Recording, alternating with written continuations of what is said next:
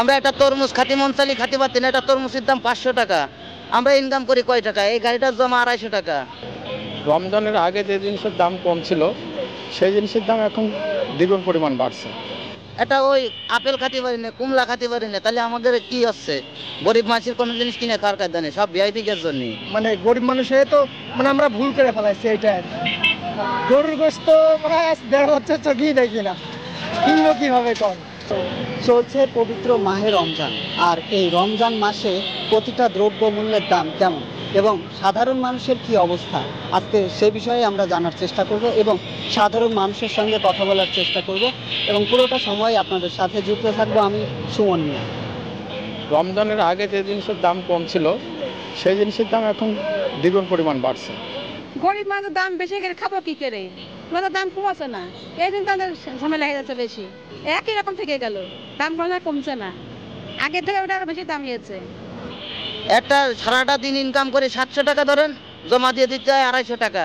আগে কয় টাকা? 450 টাকা। এটা তরমুজ কিনতে পারি না, এটা ওই আপেল খাতে পারি না, কুমলা খাতে পারি না, তাহলে আমাদের কি হচ্ছে?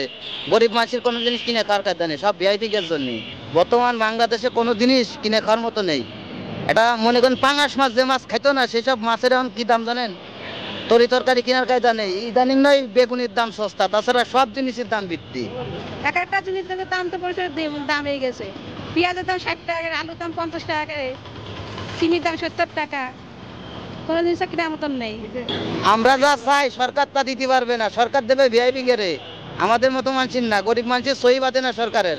আমরা থাকলে কি না থাকলে কি? ইনকাম নেই, এই বালিকে দিতে 220 টাকা দিয়ে 200-300 টাকা ভাড়া, মোট 500 টাকা ভাড়া মারলে মালিকে দিয়ে যায় তোমার 220 টাকা, ওই 300 টাকা আমার থাকে। এতে বসতে না কেন, আর বাড়ি চাল ডাল কেন? রমজান আসার পরেই তো দাম সব কিছুরই বৃদ্ধি, কারণ রমজান মাস আইছে না, এখন মানুষ খাবে কেমন? আমরা তো কিছুই খাতে পারতেছি না। যে টাকা ইনকাম করতেছি সে টাকায় আমাদের কোনো জিনিস হচ্ছে না। আমরা একটা তরমুজ খাতি মনসালি খাতে পারছি না, একটা তরমুজের দাম 500 টাকা। আমরা ইনকাম করি কয় টাকা? এই গাড়িটার জমা 250 টাকা। মানে গরিব মানুষের তো মানে আমরা ভুল করে ফেলাইছি এইটা। গরুর গোশত মানে দেড় বছর চোখেই দেখি না, কিনবো কিভাবে কম? রিক্সা চালায় কয় টাকায় না উপার্জন করতে পারে? 1 কেজি গোশের দাম এখন 700-750 টাকা দিয়ে কিনতে হয়, আর আমরা তো 2 দিন ধরে এত ইনকাম করে যা গুছাই 700 টাকা হয়। এখন আমরা যদি 1 কেজি গরুর গোশত কিনতে যাই তাহলে তো টাকা সব বিষয়, তাহলে চলবে কিভাবে কম? আনুষঙ্গিক যে মাছ মাংস বা যে জিনিসগুলো, ফ্রুটস ফলমূল যেগুলো প্রচুর পরিমাণে বৃদ্ধি পাইছে, এটা মানে নাবিশ্বাস চলে যাচ্ছে জনগণের ক্রয় ক্ষমতার বাইরে আর কি।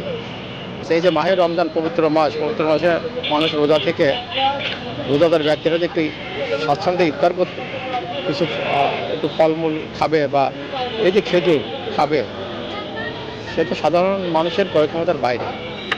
আমাদের মতো জনগণের সরকারের দরকার নেই, সরকার এমনিতেই খুব ভালো আছে। তার তো ঠিকই, তার গতি তো ঠিক আছে, আমাদের থাকলেও কি না থাকলেও ওটা তো সরকার দেখতেছে না, দেখতেছে। মানে আমরা রিক্সা চালে আর কয় টাকা উপার্জন করতে পারি?